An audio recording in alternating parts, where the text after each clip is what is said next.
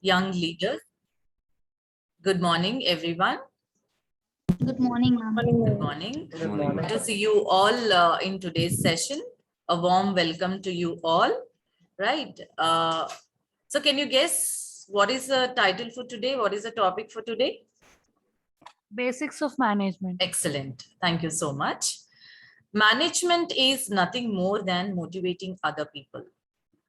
Management means the development of people, not the direction of things. Given by Leo and another person, okay, a familiar personality. So not wasting the time, today you have an eminent personality. Once again, I welcome Payal Madam to take today's session on basics of management. Madam, thank you so much. Kindly take over the session, ma'am. Thank you so much, ma'am. A very good morning to all. How you all are doing? Good, ma'am. Nice. So you all have joined BBA and you know the basic subject which you are going to learn or what you are aiming to be in future is that word. Can I know what that word is? Managing. Management. Business. Good. Business, organizing, management. Okay. When we talk about business, or let's say if we are not talking about business, we are just talking about normal things around one thing which never goes from our mind or which never fades out is management. Whether is it our personal life or is it our our formal life related to our business or our education, management is everywhere.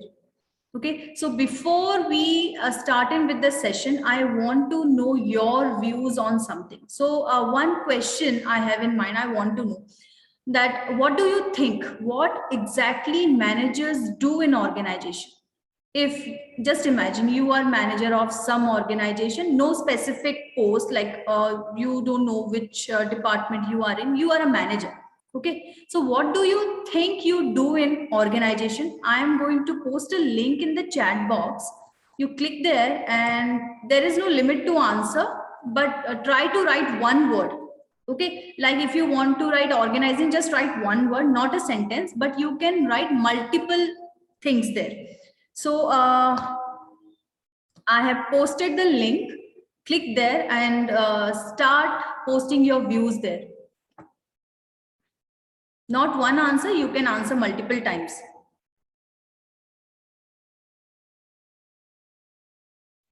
I'm sharing the screen also so that we can have a good look.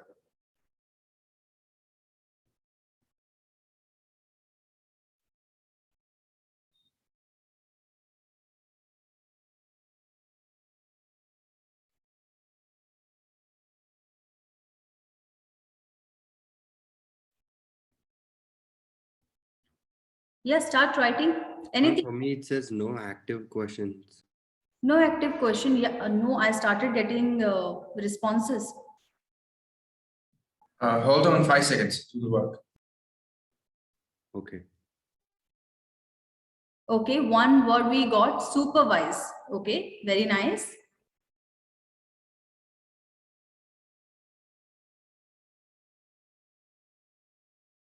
Manage. Okay, yeah, managers do manage for sure. Train. Motivate, direct, control, evaluate employees. So most of you have this in mind, motivate. Okay. Evaluate employees, solve problems.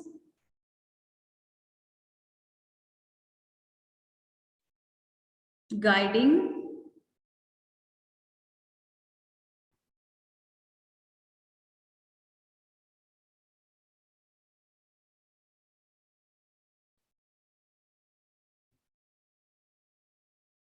Appoints task, develop company,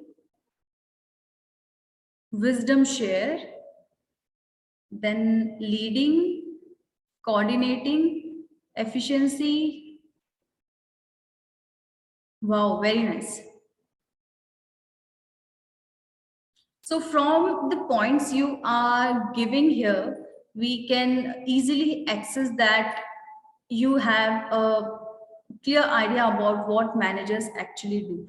And to okay, so most people think planning, motivate, and leading are the most important tasks any manager do. Right, very nice. Okay. There is no limit to task what manager needs to do in organization. Okay. If you go and Google Wikipedia and try to type, management layman term, there you will get the first line that management is all about sitting on a chair and in a AC room and directing people, or assigning people to do some task. Do you think that is what managers do exactly? Sitting on a chair and directing people do this and that, and their task. More than that. And now you see, you have listed down all the work a manager needs to do in organization. Can you see the screen? Yes. Yes, ma'am. You can see there are more than 30 words here, right? So, and 30 is just what came to your mind. There are many more. So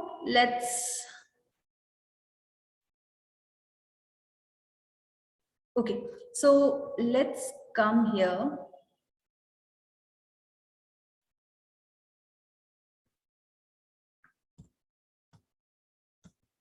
So if we put management in a simpler term, okay, if we put management in a very simple term, it will be organizing or planning things so that it can fit our task best. Whatever we want to do, the thing should fit our task best. That is what management is. That is what we are managing in, right? Whether, like I said, whether it's our personal life or it's business, everywhere management is there, and we are doing starting from the morning when you wake up. Okay, you plan your day in your mind, intentionally, unintentionally. What you do, you plan your day in your mind that today these all things I have to do. Okay, these are the things that are listed in my to-do list for today, right? So that is planning. And to fulfill that planning, what you do, you try to manage your time, as well as you try to arrange for the resources so that your the task can be completed, right? So that is what we do in our personal life. So management is inevitable. Everywhere management is there. So, but when we are talking about management in context of business, because we are studying BBA, we should focus more on business, because someday we are going to be either top level managers or entrepreneurs someday. So we need to focus on how management can help us building a business. So if we put in management in terms of a definition form, it is a process of deciding how best to use a business resource to produce good or provide service. Why we are managing in business? Because we want to cater our customers. Ultimately, we want to provide our customer the best thing, so that they are not leaving us or going to our competitors. They are sticking with us, right? That's what we want. So how we are going to do that? How we are making our customers stick with us and not going anywhere, be loyal to us? How it can happen? When we are deciding that our resources, whatever there in our business, our resources should be of that quality, so that we can produce that kind of good or service which can hold our customers. So what those resources are which we need to manage, or which we need to keep hold on? First one are employees, a human resource. Okay, can anybody tell me why we call human resource? Why human as a resource? Ma'am, why human as a resource? Yeah. We call our assets as a resource. We call our funds as resource. Okay, but why human? Human are like, I mean, human are, we cannot categorize human with the things, but so why human resource? Because even humans have input for production or anything, and there is a final result in there. So there are in a way a resource for the business. Yes, ma'am. They also contribute to the company like a resource. So, Yeah, Udbhav, yeah. Ma'am, this is because humans have an ability to transform gifts from nature into valuable resources that can be utilized for useful purposes. Okay, good. Okay, one question I have. Now everything is going automated, right? Everything. Earlier, when you used to, I mean, when we used to go to school or colleges, we have to, I mean, there is attendance, teacher used to take, and physically the things got recorded. Nowadays, you know that there is biometric, right? Now you put your thumb in, what time you entered, where you entered, when you left, everything is marked there, right? So the person, I mean, earlier in offices, there used to be a guard sitting at the door and writing down that who came at what time and all. But now that concept has gone. Okay, biometrics there. That means one job is lost. In One, college, right? but Udbhav, in colleges, they are writing my attendance and all. fine, colleges are writing, but I mean, in our college, you will see your attendance in.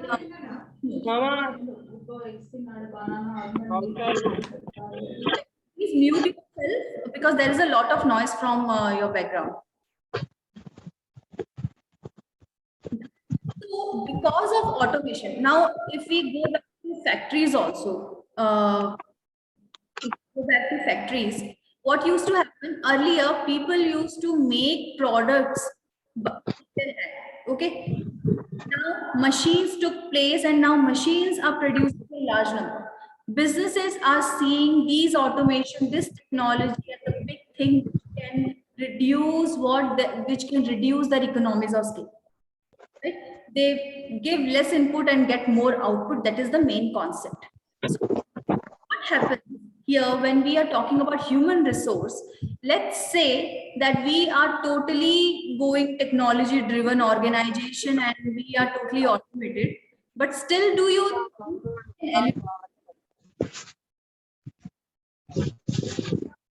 just give me a second, I need to Uday. Okay, fine. Yeah. So let's say we totally, went automated and we are totally a technology-driven organization. Still, do you think we can eliminate the human factor from the organization?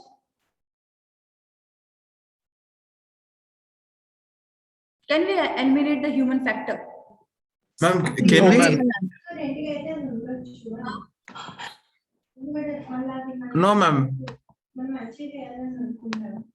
If why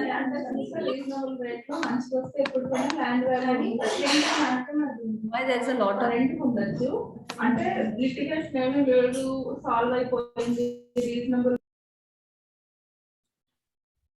if we go totally automated or technology driven, also there will be a person needed to operate the technology, right?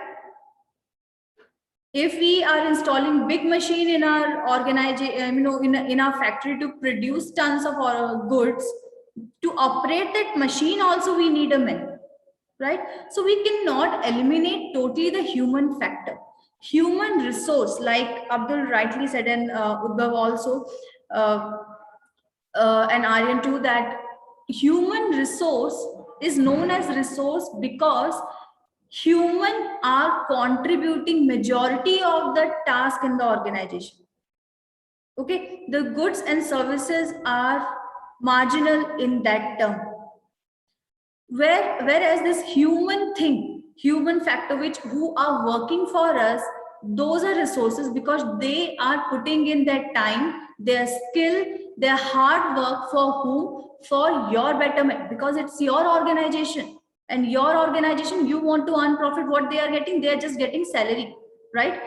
But they are putting in their skills, their time, okay, to fulfill whose dream? Yours dream. That is why you consider human as a resource who is fulfilling your dreams, who are achieving your goals in short and long run.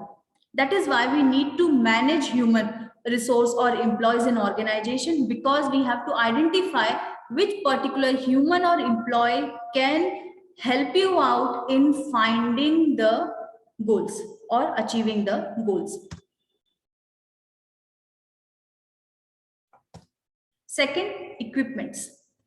That we are investing after human resource, majority of the funds where you are investing is your equipments, your assets.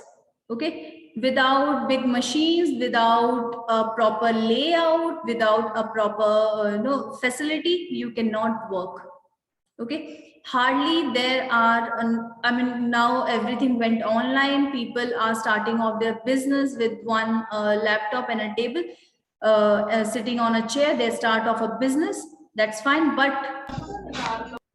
for that business also, that laptop, that bench, that chair is equipment. Okay, so equipment, you have to manage how much you can invest in your equipment so that you are getting enough returns. And the last one is money. Money is the lifeblood of any business. You cannot eliminate money at all. Without money, we cannot imagine a business. First, to invest. Second, to gain. Right? Money is involved, and we have to manage that very much properly. So these three things are critical in case of management. When we talk about management, we talk about managing these three important things so that we can achieve our goals. This is about management. So I'm not going to discuss all these, because all of these will come when we are going to start our regular classes. I just put so that give you a glance of how management has changed during this time. Okay, there is a traditional view which we kept on reading till now. If some of you are from commerce background, you know that if somebody asks you what management is, what is management, one definition which will come to your mind right away is getting things done through others, right? Management is an art of getting things done through others. This is what you have been taught in class, right? Yes, ma'am. But that was the traditional view where we concised a manager that what his task is, like Wikipedia rightly said, sitting on a chair and directing people, do this, do that, which is not true, we know, right?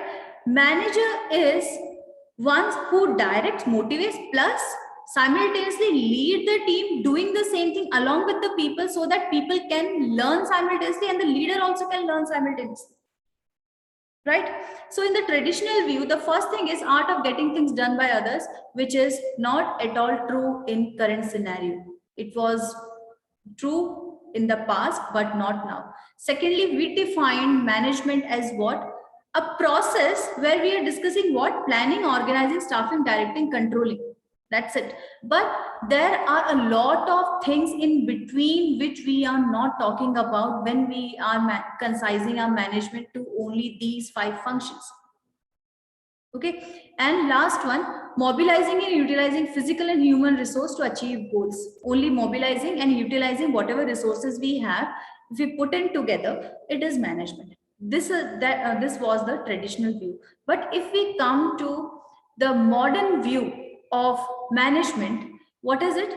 Manager is someone who is look like the people in organization, they look manager as who? A person who can move organization from this position to this position and make some changes in the organization so that we can help the society in the first place.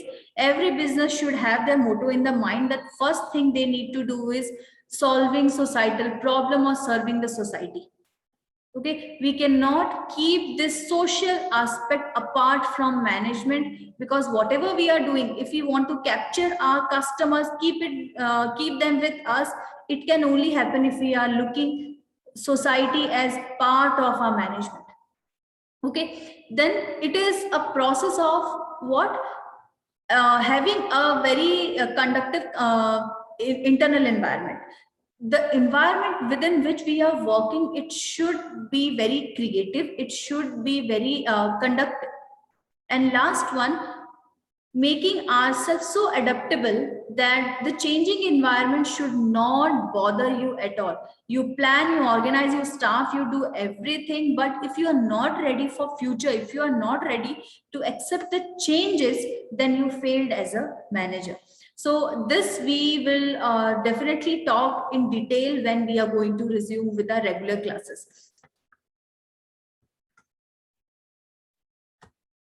Yeah, so like I said, that if we talk about that, what are the process of management, like everyone discuss, and for sure we are also going to focus on all these, because these are very important things and the modern concept binds all these things. So if we talk about the process of management, the first one is planning out. Okay, so now I will not take business. I'm not going to take business as an example. I'm going to take, let's say, let's say a very general term only I'm taking. Let's say you want to organize a birthday party for your friend. Okay. Your friend is going to be, turning 18 this month, and you are planning, he's your or she's your best friend, and you want to throw a party for her. Okay. So, can anyone tell me that what all you will do to organize that party? Ma'am, can I tell? Yeah. Ma'am, first of all, we'll decide who all to invite. Okay. Then we'll decide which place we'll go. Okay. Fine. We'll talk with the people over there, the restaurant people. I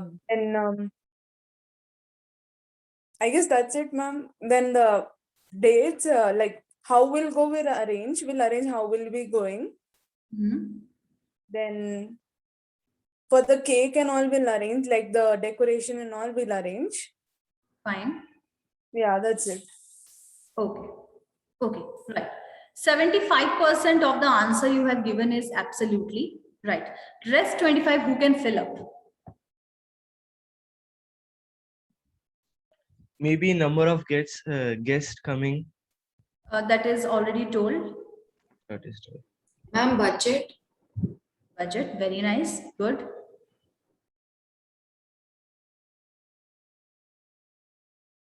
What about the uncertainties? Have a plan B. Very good. And do you think you can do all of this by yourself? You don't need any help? Making a list, going to the place, booking it up, ordering a cake, arranging for food. All the friends together will do it. Yeah, all the friends together and they'll do, ma'am. If you are planning alone also, for sure you are going to pull in people to make it possible, right? Now let's put this thing in this process of management. The first thing you did is you planned out who all to call. Second, the venue. Third, what time. Then from where to order food, from where to order your beverages, your decoration, budget, everything you planned. Okay. When the planning is done, second thing you did is organizing. Went to the restaurant, booked the place for that time or slot, then getting the designing and everything of the cake so that you are getting the cake on time, right? Then arranging for all the food and everything, ordering it up, because first you planned what all to order. Now you are ordering it up so that on the same day, the things can turn up. Okay, after organizing, now this thing bothers me a lot, staffing. Okay, in the process of management, always the third step is staffing, which we call as third stage. Okay, staffing in our third place. Do you think staffing needs to get a place in the process of management? Don't you think in planning also we need some people to discuss? While organizing also, we need people to arrange the things, right? So staffing should be one of the functions or one of the step which should confine all the other process. Planning and organizing going in flow, fine. First we plan, second we organize. But staffing, we need people in planning, we need people in organizing. But like we have been taught it like this way, that planning, organizing and staffing, that's why I put it. But staffing is something which we need throughout. So now let's talk about staffing. Now to plan and organizing all these things, you cannot do all these alone. So you call out your friends and tell them, okay, fine, you take over the cake thing, I am taking over calling this invitation thing, and one person I'm giving the decoration responsibility, one person is going to handle the food. Okay, so you divided the work so that it's not bulking up on one's head, and everyone is distributing the works to make the event successful. Once that is done, then what you do, you direct what, how, there is a plan in your mind. This should be the decoration, here I am going to put the food in, cake should be placed here, cameraman will be there, this angle, that, and everything. You are directing people so that you can achieve what you can achieve, the goal which there is in your mind, to have a very grand birthday party for your friend, right? After directing, the next thing is controlling. Now, like the word I have told, uncertainty, controlling is a rescuer there. Okay, once everything is done, now you went to the place, and let's say the it's already, you planned your decor and everything in an open area, and suddenly it started raining that day. So what now? What, everything is gone. So there should be a plan B, or we can say that your plan should have such a flexibility which can be modified. Okay, planning for the things which can happen, which cannot be avoided. So controlling the things which are going to be a hurdle between you and your goals, that is controlling. If it started raining, then you ask the manager to give some place inside so that at least you can have the party organized there. Okay, so that comes control. And the last one, and you can see there is no number written on it, it is infinity, that is coordination. None of these things will work if there is no coordination among these four people who are organizing the party: food, cake, decor, invitation. Okay, if these four people are coordinating with each other to make the goal successful, this party will be a failure. Okay, so this Yes, madam. What you said is right. so this coordination has to start from the very beginning, from planning till controlling. Everywhere the coordination has to be there. Then only that party will be successful. Same happens in business as well. To get a clear picture of this, I have a video to show you.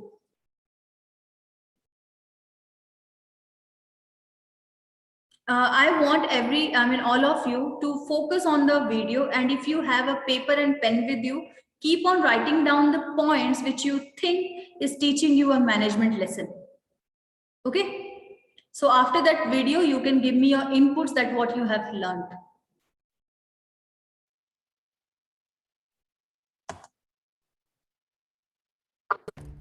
In the age of food delivery apps like Uber Eats, Skip the Dishes, and DoorDash, it's hard to imagine this type of convenience without the technology. But there is one food delivery service which sends out more than 200,000 meals a day and has been doing so for the past 130 years. They are the Mumbai Dabbawalas, also known as Dabbawalas. In about 4 hours, they deliver home-cooked meals to people at work every day, and all without using modern technology. Mumbai Dabbawalas employs about 5,000 people. Many of them have had little to no education and have never learned to read. So how do they keep these orders in order? The Dabbawalas get on their bicycles around 9 a.m. and pick up homemade lunches from their assigned neighborhoods, which are generally the same every day, using what's called dabbas, or Indian lunchboxes. after picking up the lunchboxes, usually made by the partners, parents, or house staff of the intended recipient, they have until 10:30 a.m. to bike to the nearest train station. Over the next hour, they load all of the lunchboxes on the train. This is where keeping track of everything gets really tough, but they use a pretty basic trick. A vital part of their delivery service is a coding system, so the lids are labeled with letters, numbers, and symbols indicating where these lunchboxes have to be delivered to, who's delivering them, and the homes where they came from. Between 11:30 and 12, the Dabbawala's offload from the train and continue sorting. Between noon and 1, they deliver lunches to their clients. During this hour, over 200,000 deliveries are made across Mumbai. They all kind of have to work together in harmony in order to allow sort of the Dabbawalas to perform sort of at the level of performance. The Mumbai Dabbawalas are known for being punctual with their deliveries. Their mission statement since they first started running in 1890 has been to always deliver on time. They believe that delivering lunch is like delivering medicine. And so now as a mission statement, right, when you sort of think about that, you're not just delivering lunches to people, you're saving people's lives. The Dabbawalas don't just deliver lunches to people at work. They also pick up lunchboxes from the individuals after they're done and deliver them back to their homes the same day. All this efficiency has the business community intrigued, including Harvard Business School, which has done a case study. The simplicity of sort of how they do things actually help them so they don't have to deal with sort of a lot of complexity that we sort of typically find. So sometimes, keeping things quite simple and be laser focused on what it is that you're trying to achieve is really important. Tomke spent a day with the Dabbawalas in Mumbai for his research and thinks companies around the world can learn from the Mumbai Dabbawalas. In an age where we are so focused on modern technology, sometimes the best plan is the simplest. These orders. Dabbawalas, ma'am. So,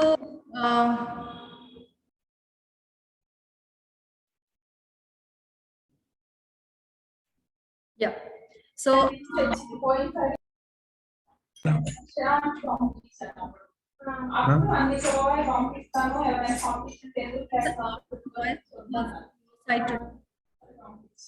Ma'am, in our India, yeah.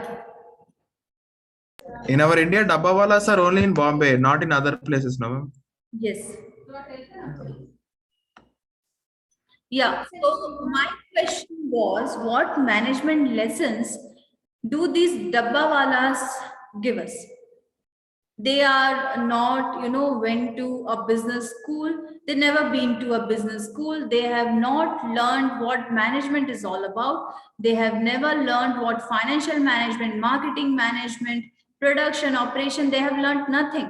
But they are doing a seamless job. And if you count how many mistakes they make per million, less than 4 mistakes.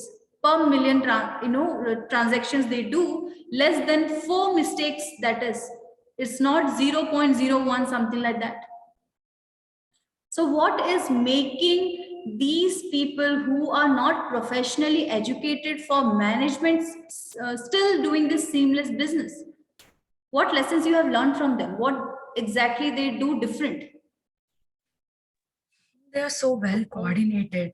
They go according to the plans that are made, and then they organized every lunchbox where it should be go, and properly they just see everything goes in the right places. So I think they are very well coordinated with each other. So the first keyword we can take from here is coordination. There is a very good coordination among them. Very nice. And what else? They keep it. Sorry. Yeah. Anyone, Aisha or Abdul? Wahab, they keep it really simple. Because of this simplicity, they can achieve punctuality. They don't keep it complex like Zomato or Swiggy. And because of Indian residents, they don't really understand technology, and they cannot order and receive their parcels easier. So by keeping it simple, they're actually doing a better job than Zomato and Swiggy. Very good. Simplicity is the key. Yes. Yeah, Aisha? Determination. Determination. Okay. How And also punctuality. punctuality, very nice. There is another video of Dabbawalas I have with me, but I don't have much time to show you that. In that video, it's being told that what are the key things they do, and that video is mainly in Hindi. That's why I didn't show you. But I will keep that video in Moodle so that you can refer if you want to. So, the seamless management they have of almost no errors. Secondly, the coding system they do. Okay, they only know few letters, ABCD they know, few numbers they know, 1, 2, 3, 4, like that they know. Okay, putting these two things together, they create codes. And if we talk about codes, who comes in our mind? Computer science, right? IT people. These people are not IT people, but they are coding things so that only they can understand. You see, that lid of one box, you might not understand what those alphabets mean, but they do. Okay, without any formal education, they understand the code because they kept that thing so simple to can be understandable by everyone, like Abdul said, right? So first, then coordination, very vital thing. One person picking it up, another person taking it forward, and they exactly know where to deliver, whom to deliver, exactly that person. Okay, and delivering the box to the person and bringing it back. Okay, so these things, the Dabbawalas, they teach us so many lessons of management without having a proper organization to do so. Okay, without going to any proper business school to learn that, still they are seamless in this thing. Okay, so let's go forward.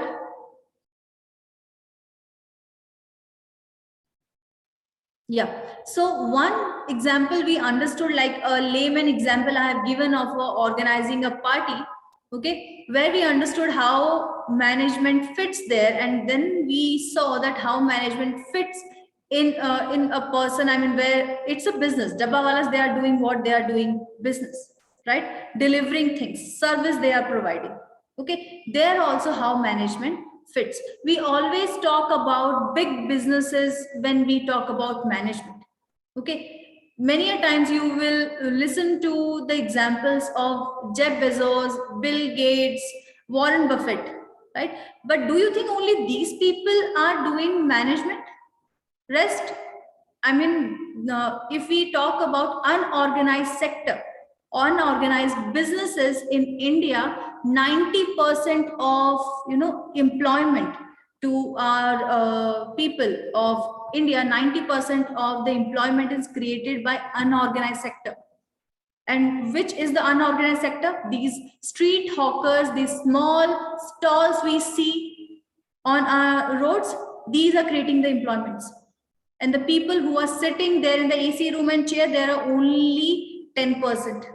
So do you think we should neglect this 90% unorganized sector, saying that they don't know how to manage things, and we can consider only these 10% organized sector? We can't. That is why today I have framed this session only to talk about this unorganized sector and learn what management lessons they can teach us, which we cannot learn from our big businesses. Okay, Jeff Bezos, for sure, he has built a big company from scratch. He is a management guru and everything, but the main business feel you will get from streets. Okay, so we'll continue with that. So yes, before going towards that scope of management, I just want to touch that what all areas, when we talk about management, what all areas we have to touch or manage in a business. First and foremost is our financial management. Managing our finances, from where to get money, where to invest, which is the right place to invest, everything we do in financial management. Managing our finances. Then marketing management, capturing our customers, providing them the best goods, and everything we do in marketing management. And all those functions which we learned in the previous slide, planning to coordinating everything, comes under each of these areas. Then human resource management, change management. What is change management? Change management, we know that we are living in an environment which is constantly changing, right? Next moment, what change is going to be, we don't know. Environment, our environment is constantly changing every now and then. So change management talks about how our organization has to adapt to these changes rightly on the time. It should not be like everyone else adapt the change and you are just watching, let everyone do and then I will follow. Okay, if you are doing that, then you cannot get your place in market. So change management, we have to do that. What change is necessary for us to do right on time and which we can let go, that we have to decide, because all the changes we cannot make. Then knowledge management, we are creating knowledge on daily basis, right? Now, right now also it is a knowledge creation for you and for me. We are adding up some knowledge here, and for sure tomorrow, after this session, again something will happen in your life which will add up to the knowledge in your mind, right? So managing that knowledge in organization means that every person has something in him to make other person learn. Like yesterday, Principal Sir said that every person can teach someone something. You can learn something from everyone, right? So knowledge management talks about a proper training, a proper development of human resource in the organization and managing that knowledge so that it can be used for a very longer period of time. Then operation, your production, how you're producing, how you're managing things in the factory, in your storage, that comes under operation management. Then quality management, if you are not maintaining quality, then everything is gone. In quality management, I have a recent example. Okay, it's a personal example of mine which I want to just discuss. Ma'am? Yes. Total there are 7 scopes of management, ma'am, or there are more? There are 10. I mean, there are many, but I have listed 10. Okay, madam. Yeah. So it's a personal experience only which I want to share. Yesterday only what happened that I ordered barbecue in a box from Barbecue Nation yesterday using this app called Magic Pin. Okay. Ma'am, say the app's name. Magic Pin. Okay, it's not the first time I'm ordering from this app, because I've earlier ordered twice or thrice from this app and the service was very nice, and plus they are giving good discounts as well. So yesterday I was not in a mood to cook food because I have a lot of work to do. So I ordered this food around 8:45 and then it showed that it has to, it will come around after 1 hour. It's taking 1 hour. So it is cool. Okay, fine. After 45 minutes, when I checked, it showed that my order is cancelled. Okay, my order is cancelled. I already paid for it. So I tried calling Magic Pin. And when I went to their website, there is no contact information, only address, that to be not in Hyderabad, one in Delhi, one in Mumbai, Chennai and all, but not Hyderabad. Okay, no phone number. If we want to contact the customer care, it will go to a mail. Okay. And you know that how mail work. You mail today and after how many days you don't know, you will get a response. So now it's already 9:30. I don't know whether I need to order food from somewhere else or shall I wait for this thing, because nothing is clear. Then I exit the app and again open. So it showed that now it is connected to one rider. When I call that rider, he is telling, I don't know. I didn't get any notification on my phone that I have to deliver some food to you. I'm assigned for some other delivery. I'm doing that. I can't come. And now at that moment, I'm in panic mode. And he asked me that why you tried a new app when Zomato and Swiggy are there. You could have ordered from there. And, you do one thing, you call Barbecue Nation. When I call them, for sure, Barbecue Nation is not like they are free just for picking up my call. I called multiple times and after 10-15 times calling me, they picked up. After picking up, they said the food is ready, but there is no one to pick it up. So it's still there on our table. So I asked, can I come and get that food, because by that time it was already 10:30 and I'm literally very much hungry. From 8:45 to 10:30, I'm waiting for the food to come, and I'm not sure whether I will get the food or not also. Okay, for which I've already paid. So then after so much of convincing him that we already paid, there is no contact, nothing, and like that, the barbecue nation manager, he said, okay, fine, you come up and pick up. So we went, we picked it up. Okay, and after coming home, when I opened the app again, it showed that the order is cancelled and the amount which I paid for the food is refunded. Okay, so I got the food also and got the money also refunded on in my account. Okay, now from this, again I'm going to this Magic Pen and ordering food again, or will you do it after listening to my experience? No, right?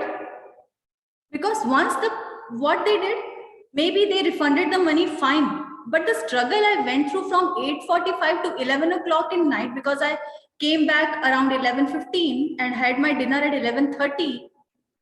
Okay, so what struggle I went through during that time. Now maybe that company is very good, very nice, and everything, they refunded my money, everything is fine, but I'm not going to go back to that company again because of the bitter experience of the quality they are providing. They are not the people who cook the food actually. What they are just a service provider, right? What their task was to pick the food and deliver it to my home, right? Which they failed miserably. So I can't go back to them. That means quality is not managed by them. Again, I'm not going to them. They lost a customer there, right? So again, total quality management not only talks about the service part, it talks about the overall management of the organization, so that each and every person in the organization is maintaining the quality. Okay, if the delivery guy have guided me properly, okay, fine, the company customer care is this, or let me handle the situation might have different, but nobody did, right? That means the total system is flawed. Now, quality has gone down, lost. And I know might have happened with you also, if you ordered something online and you got something else in return or something flawed, and then you just decided in mind, no, not this site again, right? Why it happened? Because of quality. Then customer relationship management means maintaining a good relation with your customer, because your motto is to hold your customer. Okay. Then corporate social responsibility. As I said, we cannot just ignore society out of management. We do our business in society. We take our employees from the society. We want to sell our product in the society. So if everything is dependent on society only, why not to do some favor to them if they are doing so much for us, right? So that we can do through corporate social responsibility. Then technology management, like we said, automation or this IT thing invading in all possible businesses. Now you think of any business is available online now. You think of any business.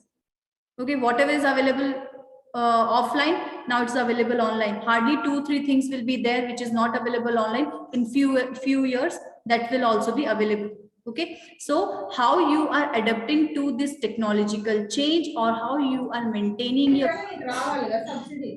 Ma'am, now e-supermarket also came in online only, ma'am. Yes. Even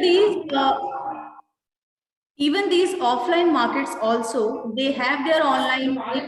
So no need to go to, ma'am, so no need to go to the supermarket and buy all the groceries, ma'am. We can all do in online only, ma'am. Yes, even the physical outlets we have, they have their parallelly online marketplace going in, right? Either you go to the store and buy or order from the same place, right? Okay, so now we came to the main thing of learning management lessons from our unorganized sector. Now, if we talk about GDP, 50% of our GDP is contributed by these unorganized markets. these hawkers you see on daily basis. So the first thing management lesson which we are going to learn is fight for shelf space. Do you know what is fight for shelf space? Anyone?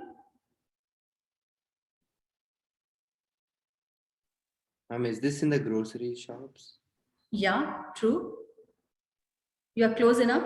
Is it like brands fighting for their products where to be placed in supermarkets? Absolutely. Ma'am? Yes. Yeah, tell me. Okay. You go to any supermarket, okay, and you will see a particular, shelf, multiple brand of similar products are kept. And you will see that a particular brand will have more space than rest, right? That is fight for shelf space, because when you go to a supermarket, you don't go with, I'm going to spend 2-3 hours in the supermarket and buy the goods. What you do, you go, you pick the things which, you see right in front of your eyes, you like it, you put and you go. Okay, you want to finish it as fast as possible. So fight for shelf space means, you see here, one example I have given, these all are detergents, okay, washing powder. So you see this is Surf Excel, Surf Excel, Surf Excel. Okay, 3 stake of Surf Excel, then one is Enjo, another one is Tide and Rin. How much space they got and how much space Surf Excel has got there. So when you are going to, go to the supermarket and buy a washing powder, what will happen? When you are seeing Surf Excel everywhere, for sure you will pick a Surf Excel and put it in your cart, because ultimately you want a washing powder, right? That is fight for shelf space, which big companies fight. Now you see the whole rec is dedicated to who? Good Day. Okay, so here what is being challenged? A marketing mix. How much product should be reaching a particular supermarket? What should be the pricing? Because pricing also matters there. Okay, if customers are price sensitive who are going there, like people who go to DMart and all, they are very much price sensitive. That's why they go there. They don't mind being online, in the line for billing for half an hour or more. Okay, because they are getting good discounts in the store, right? They are very much price conscious. So if you are putting in the rack and you are not considering the price factor, that will again affect you. Okay, so fighting for shelf space means you providing good offers to your customers, you taking up good space there so that customers are at least having a good view of your product.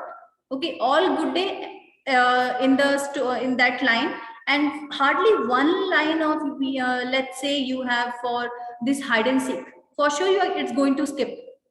Okay, Good Day, Good Day, Good Day, you will see and go off, right? So if you're not buying Good Day also, you will skip hide and seek in between and go off, because it will never catch your eyes, right? So this is the main fight for shelf space which big companies do. Now the main thing which I want to show you, have you seen these kind of people when you are on road? You are going somewhere. These type of people carrying books, in their hand and traveling. Not Ma'am, traveling, in the traffic. I rarely observed outside, ma'am, selling books people. Okay. Mainly this happens, I don't know in Hyderabad, here also I have not seen much, but back in Delhi and Mumbai for sure I have seen. So what these people do, that books are heavy, right? Books are very heavy, and having these 10-12 books, you're carrying from morning to night. There's a long gap, morning to night, you're carrying these 10 kg book in your hand and trying to sell it to people who hardly stays 1 minute in that traffic. They're selling it to whom? People who are there in the car and bikes. Okay, and they will halt at the traffic for hardly 1 minute and you have to sell it to them, and you are carrying that.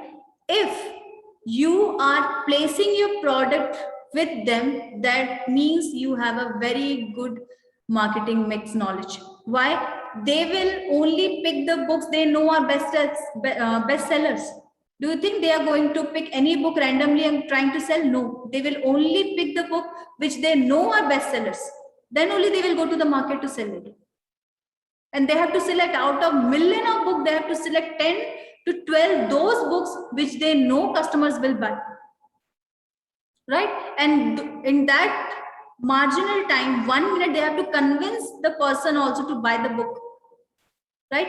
That is fight for shelf space. If you are making, mainly it is for people who, not only books, there are people who sell other products also on a roadside. You might have seen pen, roses and all. Okay, that is fight for shelf space actually. And those people, without going to school and colleges, they know what proper marketing mix they need to adopt to sell the goods off. Properly placing of books, which book should at the top, at center, at down, okay, and how many books they should be carrying, which author is now, they don't know how to read, and probably they not have, read any of those books. Do you think they are going to read those books by themselves? No, but they exactly know which book is going to be sold first, right? So that is what proper marketing mix thing they show up. Then second one, this you might have seen this small kids selling roses in the same traffic or streets. Okay, the cost price for them, one rose is 7 rupees, and they sell one rose for 10 rupees. That means 30% of profit, right? They sell it for 30% of profit. But if they really like you, okay, or you are buying, these roses as a bulk, that okay, fine, I'm not going to buy one rose, I want to buy all 20. How much price?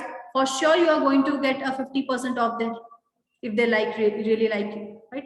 So, what management lesson you have learned here? Decision making power. A small kid deciding how, at what price I can sell the whole thing up so that I can get the amount. She doesn't know how to calculate. Also, if you ask her to sit down and do some maths problem, she can't do. But she exactly knows how to sell the things at what price, right? And if you do the same decision making thing in big organization, there is one customer who wants to buy a lot and he is seeking for some discount. You are at a lower level, you are a lower level manager, you ask, then what you will do? You have to follow the hierarchy. You will send the quotation to the middle level to top, and by the time the decision will come to you, might have the customer is gone. Right? So this decision making power these kids have is impeccable, you see. Okay, so this is another lesson. Then next one, these now in Hyderabad, what you say is Bandi, right? So these people, everywhere you will see dosa, vada and everything being sold, and this picture you see samosa, jalebi and everything is being sold. Okay. And, Yes, and do you think they are making lakhs out of it? They are making lakhs out of this business. Do you think so? Yeah, Udbhav.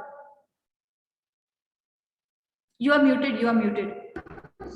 ma'am, and you also forgot to tell about food on wheels. Yeah, for sure. Food on wheels. Good. Yeah, you tell me, do you think these people, these Bandi people or food stall people, they are earning in lakhs? Yes, ma'am. Yes. Maybe. Maybe. Okay. And what about KFC, McDonald's, Domino's, Starbucks? Definitely. How much they earn, do you think? 10 times of that. 10 times of these people. Very good. Okay. So what thing which we need to learn is here is equitable distribution of profit. If they are earning 10 rupees from you, okay, the people who are behind this, one person might be cooking this, one person who's carrying all this from the home to the point of sale, right? One person selling it, okay, one person cleaning the things. All these people will get a share in profit for sure from the 10 rupees you are paying them. But if the same case goes to these big companies, and for sure you're not going to pay 10 rupees there, you will pay 10 times more. Okay, and out of that, how much money do you think all these people are going to get? These cleaning staff or the person who's carrying all these and who's cooking, they're going to get very marginal money, and most of the money will be kept by the company itself. But here you learn equitable distribution because everyone equally contributed for the business. Okay, that is how you take care of your employees. That's how you take care of your human resource. Okay, next. I don't know how many of you still ordering newspapers. Are you getting newspapers at home early in the morning? Yes, ma'am. No, ma'am. No. Okay, those who are getting newspapers. No, I'm not getting nowadays. Okay, fine. Those who are getting newspapers in the morning at home, how many days, I mean, you have seen that you missed a newspaper? Ma'am,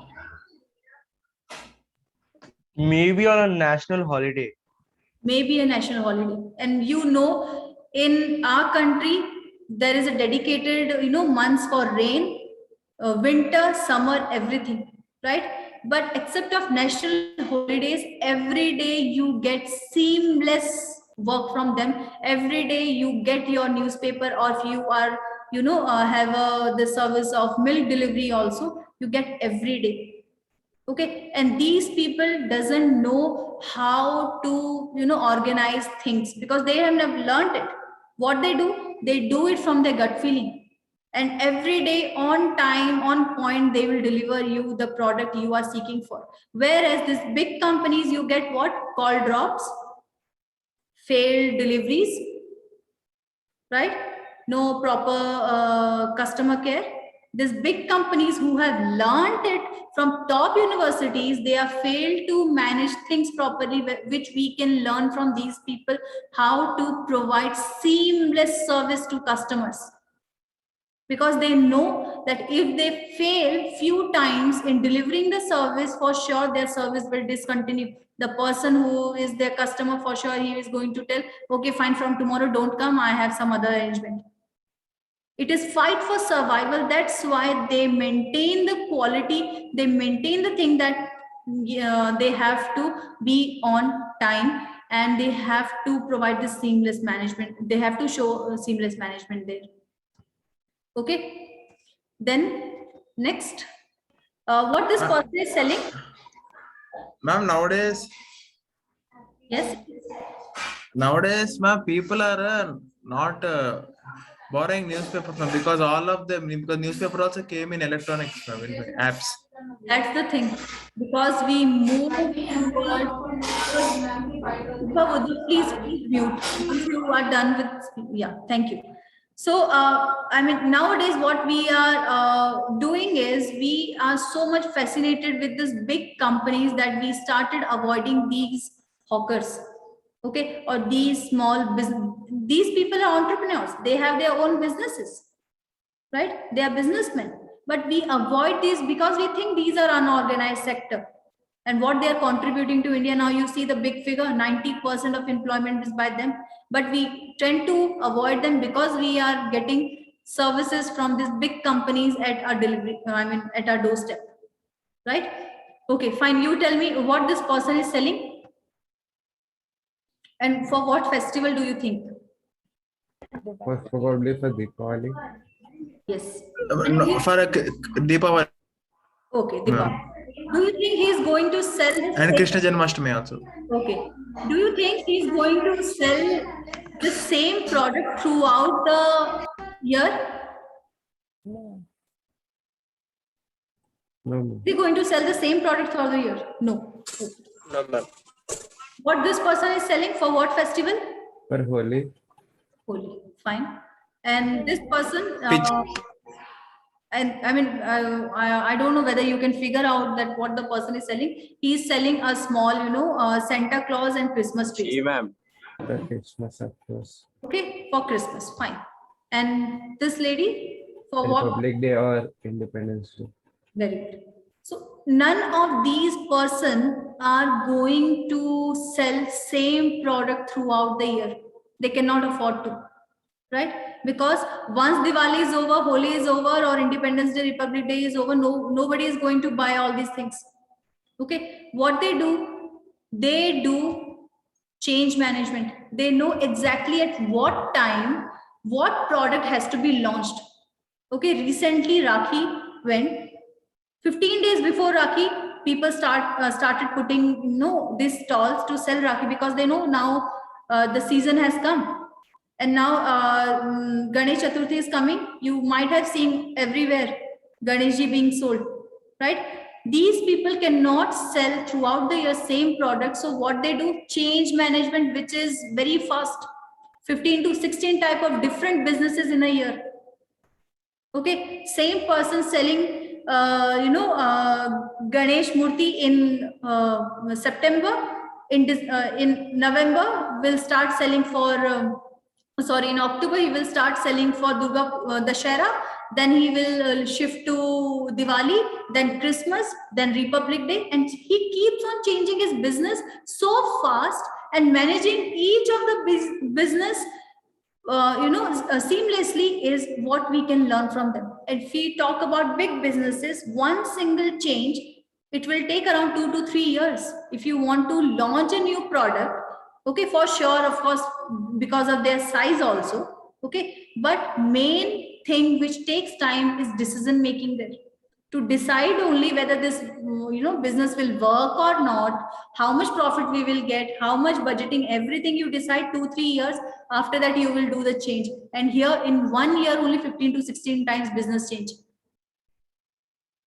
right? Then this is a flea market. Okay, these pictures are from Sarojini Nagar, Delhi. Anyone went to Sarojini Nagar? Ma'am, when I was a child, I went, but now I don't remember anything. Okay. Sarojini Nagar is mainly a flea market where you get all these clothes and probably almost every fashion related thing on streets. That to be, if you are lucky enough, you will get branded things also on sale. Okay, so this is a flea market. Now, in this flea market, the people who come, you see there is no trial room. Are you seeing any trial room there? No. Nowadays, whenever you are going to buy clothes, do you buy clothes without trying? If you are ordering online also, you try. If you don't like, you return, right? Without trying, are you buying things? I mean, clothes mainly.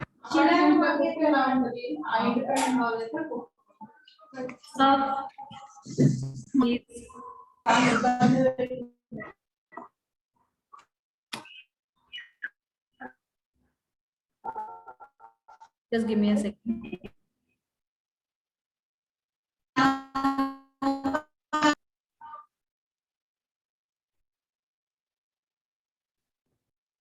Okay, yeah. So in these flea markets, there is no trial room, not at all. Okay, so these customers, and you see, you cannot identify where a shop ends, where the next shop starts. You see this picture down. Can you identify where one shop is ending, where the other one is starting? No. Okay, without a trial room, without a proper layout of a shop, they are selling things. And customers, one customer standing in front of you, you are showing some products, and if your competition who is just next to you tells, okay, I will give you 10% more discount, for sure your customer will go there, right? In that much of competition, and with this marginal piece of time in your hand, you have to show your customer exactly the same product they are seeking for. Okay, and convince them that this is the best product they can buy in the whole market.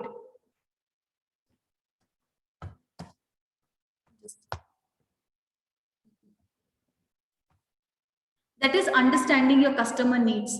Without the customer explaining it to you, you understand, you have to just look at your customer and decide that what size is going to fit them, right? Within that span of time. Okay, this man is standing in front of me, M size shirt is going to fit. M size shirt, sir. Okay, they will tell whether the, if you are not sure enough that, okay, this t-shirt might not fit me, they will tell, no, this will fit or this will not fit. Right? Without a trial room, without having a proper shop, they have understood their customers' need better. You go to a store, you search for hundreds and 100 of clothes there, and then you decide, you try on 20 and then you decide one. But there is no scope, but still they manage to, hold their customers in, so that these customers shall come back with some of their friends also to buy from your shop. Okay, this picture is a bit hazy, but I just wanted to put this picture only. That's why I kept. This is near, this Varli Sea Link in Mumbai. Nearby, there is this juice wala sitting. This juice seller sells wheat grass juice, which is having a lot of health benefits. Okay, wheat grass juice he sell, and that wheat grass juice is 20 rupees a glass. Along with that, if you can see, there is one small silver container is there. Okay, in that silver container he has neem juice also. So if you are asking him for a neem juice, he will for sure give it to you. And when you ask for how much you need to pay, he will only ask money for the wheat grass, not for the neem. Okay, why he is giving neem juice for free and charging only for the wheat grass? When it was asked to him, he said that wheat grass he is buying. Okay, wheat grass he has to buy, do the grinding thing and then give it to, so it adds up the cost. But neem juice, neem is there in front of his house, the neem tree, he just pull the leaves in and then grind and give. So it is nothing, adding up cost to me. That's why I'm giving it for free. That means this person is doing what?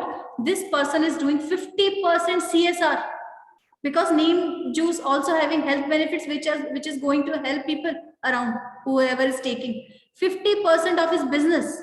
Okay, 2 juices only is selling, wheat grass and neem, right? For one he's charging money, another one is free. That means 50% CSR he is doing.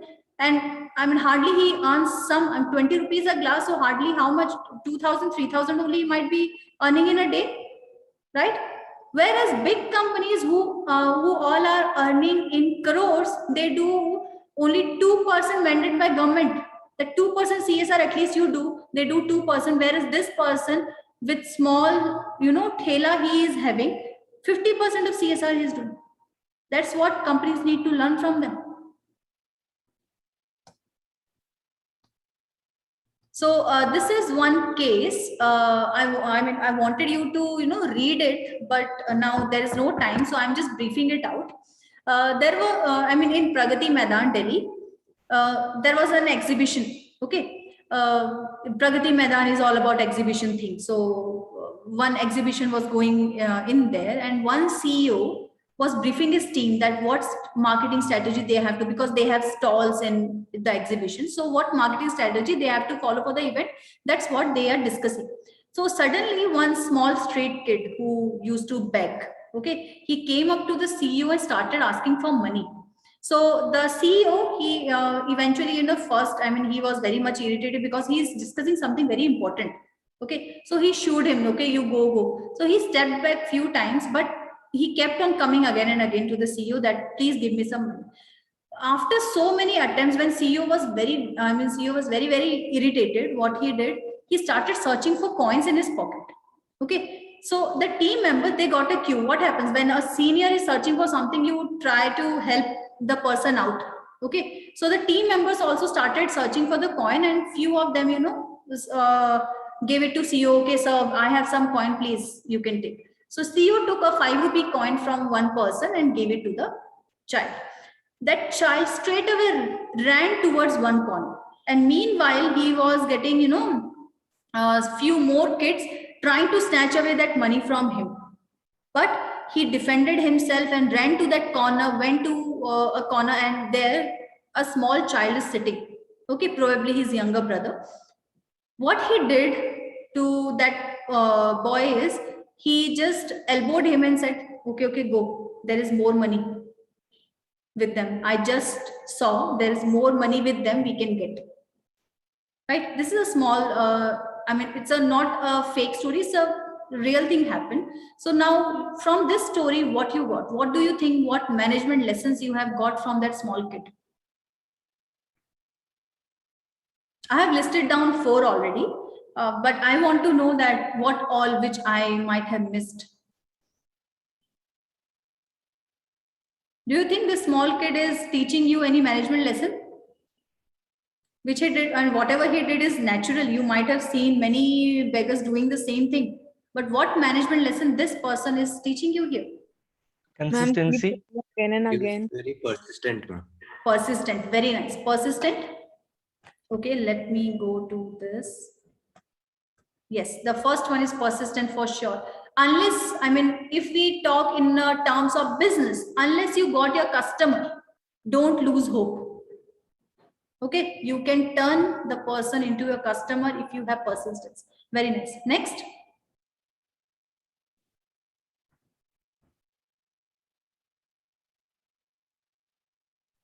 Observation skills. Observation skill. What he observed? He observes rather than what he wants, he observed they have more money. So he informed him. He observed the environment. He observed what all resources are available and what opportunities he can grab in from there. Very nice. Then one point I have put in, talk to the decision maker. There are many people standing there, but he went to whom? He went to the CEO. He knows this person has the power to decide. This person has the power to give something. Udbhav. Yes, ma'am. There is a lot of noise from your side, Udbhav. Yeah. So talk to the decision maker. Okay. He correctly knew who is the boss here. Let's catch him. Okay. Then next, CRM, customer relationship management. When he asked his younger brother, go and get more money, what happened? He already got a grab of those people that what they have. And we can, as if we talk in the marketing terms, we already know this customer, we can get more money. This person, we can create into a loyal customer. Okay. So he asked, go and get more money. And last, tackling competition. When the other kids tried to snatch, after getting the money, he didn't, declared, I got the money, I got a 5 rupees coin, I got. He didn't. He kept tight, holding that money and ran. Okay. So he didn't announce, I have won, I am the top in this industry. I am the number 1 in this industry. My brands are good and all. Nothing. He kept on what? He kept in mind, more money can come. Right? So this small kid is teaching us 5 management lessons, like 1 observation also added. Right? So, yeah, we have some time. The last one, SWOT analysis. All this management will work only when we understand our SWOT. Can anybody tell me what's the definition of SWOT? Discovering the strength, weaknesses, opportunities, and threats that our management may face. Very good. SWOT stands for strengths, weakness, opportunities, and threats. Okay. What all we identify when we talk about strength? Strength, what do you do well from your competitors? Okay. We need to identify where we are good at. Okay. If we compare ourselves with the competition where we are good and he is somewhat at a lower position from us. Okay. Finding out your good things. Second, what unique resources you can leverage? What are the resources which you have which are benefiting you? Okay. And last, what others see as your strength? First one, you have to identify your own strength. Third, you have to see from other sides. Okay. Sometimes you may not, identify, okay, this is my strength, but it is your strength from other sides. So I try to identify how others see you as a competition, which is better in you than others. Second,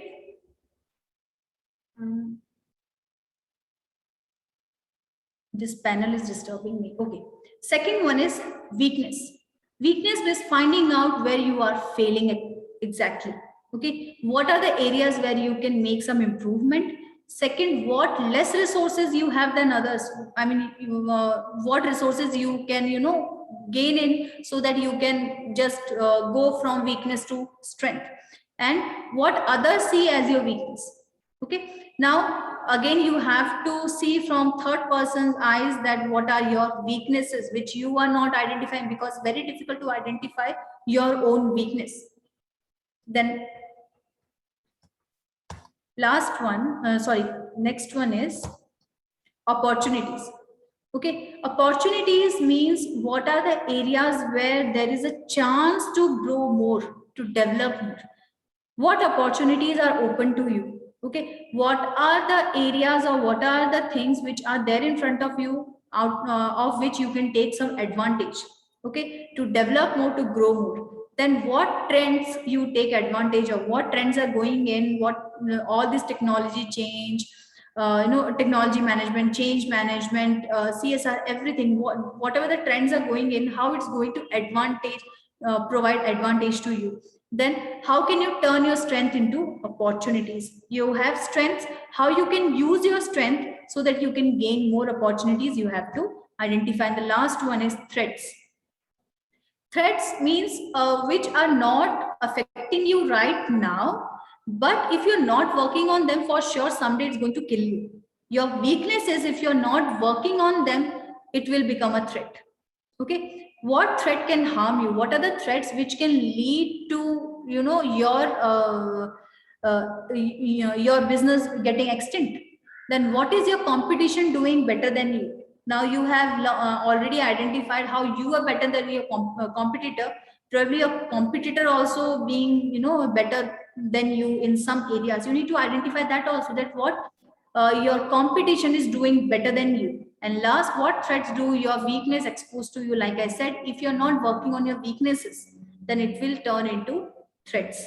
Okay, so this is what SWOT analysis is all about.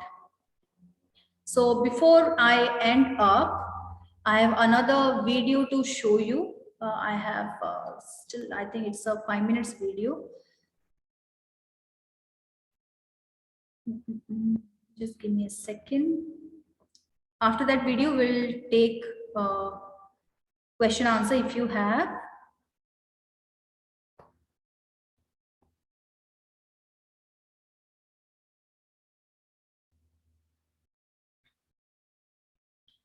This video is about a new business being formed. Okay. India produces tons of flower waste every day. But now, one company is giving a second life to these sacred flowers, collecting more than 12 tons of them from temples and transforming them into handmade incense sticks. But can this blossoming startup make an impact on India's flower waste problem? We visited the headquarters of Fool in Kanpur to find out.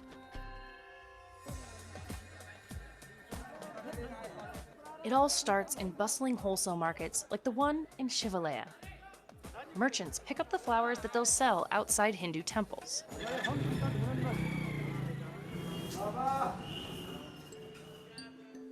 Because these flowers are used in rituals, they're considered sacred and can't be thrown into the garbage. Every day, more than 1,000 tons of flowers end up in the Ganges River. But many contain toxic chemicals like arsenic, lead, and cadmium, as well as pesticides. I have been seeing people putting flowers in the water all my life, but never before had anyone questioned temple waste as a source of pollution. The seed was sown. Ankit founded Fool, which is the Hindi word for flower. The company's employees pick up the waste from temples throughout Kanpur, making around 19 stops a day. Then they transport the flowers to Fool's facility, where they weigh and separate them from thread, fabric, and plastic. Workers save only the flower petals for the incense sticks and sort them by color. They keep the buds and stems to create compost that is sold as a separate product. Then they lay the flower petals out to dry on large tarps. Once they're dry, they grind them into a powder that is mixed by hand with water and essential oils until it reaches a clay-like texture. Then it's time to roll. Workers dip their fingers into the flour powder while rolling to create an even thickness. Then they let the sticks dry before dipping them again in essential oils. They're laid out to dry one more time, then packaged up. Workers here can produce around 400 incense sticks every hour. Ankit calls this transformation flower cycling, and he says his product is cleaner than others. Normally, incense sticks are made from charcoal. Burning charcoal releases the poisonous sulfur dioxide and gives out a lot of xylene chemicals. In the beginning, Ankit's family and friends doubted his business. When I decided to quit my job and come back to Kanpur, the reaction, the immediate people I knew was, I have gone bonkers. That I want to leave a job as an automation scientist and work with temple flowers. He also had to convince the temples to give his business their sacred flower waste. But he says they didn't initially trust him. There's this line in the Hindu Aarti which says, Tera tujhko arpan, which basically means what belongs to the gods goes back to the gods. So this is how I used to convince them that these flowers don't belong to you or me, they belong to the gods. And we're using it for the purpose of making incense, which is again being used for worshipping the gods. Ankit also wants to find other ways of recycling the flowers. He started a research lab to develop new products. They're testing vegan leather and a biodegradable alternative to styrofoam, but those aren't ready for sale. Still, floral waste makes up only about 16% of pollution that runs into the Ganges. Harmful chemicals, open sewer drainage, and garbage run directly into the river. That's a growing danger for the more than 400 million people that rely on the river for drinking water. And despite best efforts to save the Ganges, it's a long way from being restored to anything like its headwaters in the icy Himalayas. Ankit knows his startup can't clean up the river on its own. But he thinks he can help create awareness about a problem he says has been ignored. And he's setting goals to grow his production and waste collection. Our target is to at least have 50 tons of flour across 5 locations in the country to be able to employ 1,000 women. For now, every stick sold is infused with the smell of success.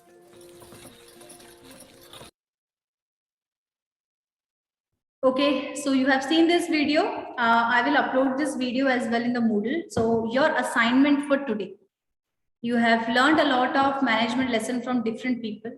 What process or management lessons you can learn from Ankit Agarwal and Fool, you need to write it down either on a Word document or online text and put it in the Moodle. Okay, I will put the video also so that you can refer to the video as many times as you want. Okay, so can we have a short discussion that what you learned from this video? Abdul, can I have from you? He looked for an opportunity and he found it. Okay. So what exactly he was trying to do there? He was trying to turn waste into something useful. Okay, good. So do you think he is helping the society? Yes. Yes. Do you think he has established a business? Yes. Out of waste? So 2 things are being accomplished here. He trying to earn profit, simultaneously solving society problem, right? So this is what Ankit Agarwal is trying to do. Giving jobs. Yes, and one point rightly said, giving jobs, employment to whom? To the marginal section of country, women. Okay, you can see the workforce is having at least 95% of women in them.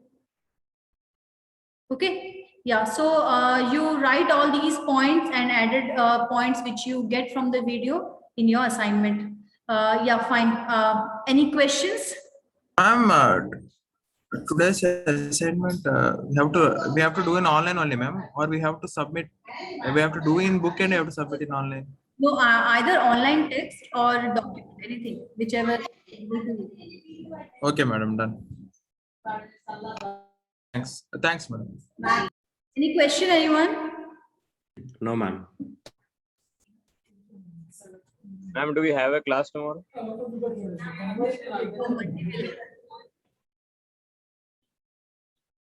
Okay, thank you so much, everyone. Ma'am, sorry, we couldn't hear you. What you just said.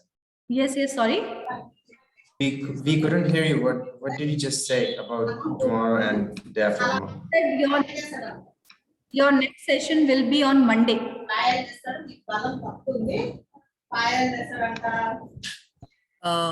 Payal ma'am? Okay, ma'am. Yes, ma'am. Is it completed? Yes, ma'am. Yes, ma'am. Yeah. Thank you, Payal ma'am. It's really amazing and wonderful session. Yes, it's really a live learning session to the students, isn't it or not, students? Yes, ma'am. Yes. Yes, madam. You came to know about CSR. The real time ma'am has given an example, neem wala, and also what is the other one? Other juice? Wheat grass juice, right? So CSR is very important as an individual as well as organization also. So I hope out of 40 students, at least 2 students will go ahead with that, madam. Definitely, I'm sure. I will promise on behalf of them. So once again, thank you, students, and thank you, madam, for your wonderful session. No doubt about it. Thank you. Have a nice day, all of you. Thank you. So much. Thank you, ma'am. Thank you, madam. Have a nice weekend. Thank you, ma'am. Thank you, ma'am. It's a long weekend, actually. Thank you, madam.